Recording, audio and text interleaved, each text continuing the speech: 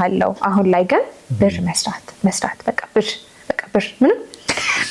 በምንም ነገር ውስጥ የሆነ ነገር ስታወራይ እንትን ልቃዥላች ያለው ብራው በቃና ብር እኮ አንዳንዴ ፍቅርን ራስ እኮ ይገዛል አሁን ላይ ኧረ ተይ እንግዲህ አይ መቃም ኖ ወይ ያጫውሽ እንዴ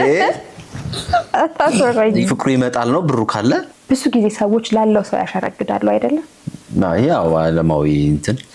አሱን ነው ማለት አሁን እኔ ባልነበረኝ ሰዓት የብርን ፓወር አይቻለሁ ማለት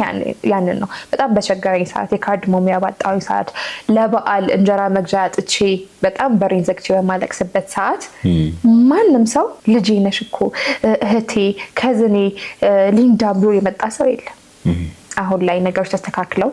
ብሮች ሲመጡ እቅና ሲመጣ ላይፍ ሲስተካከል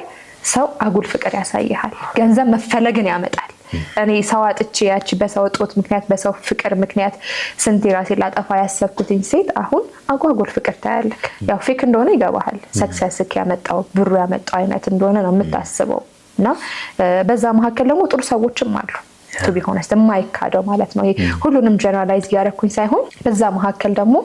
በቃ ፖዚቲቭ ሰዎች አሉ ካንተ ጋር ኖርማል ንጹህ ሪሌሽንሺፕ ፈልገው የሚመጡ እኔ አሁን እንደዛ ያልኩ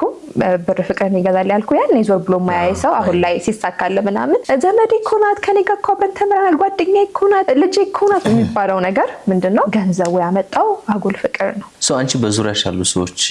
ከእውቅናው በፊት ወይ በችግሩ ሰዓት የነበሩ ሳይሆኑ አብዛኞቹ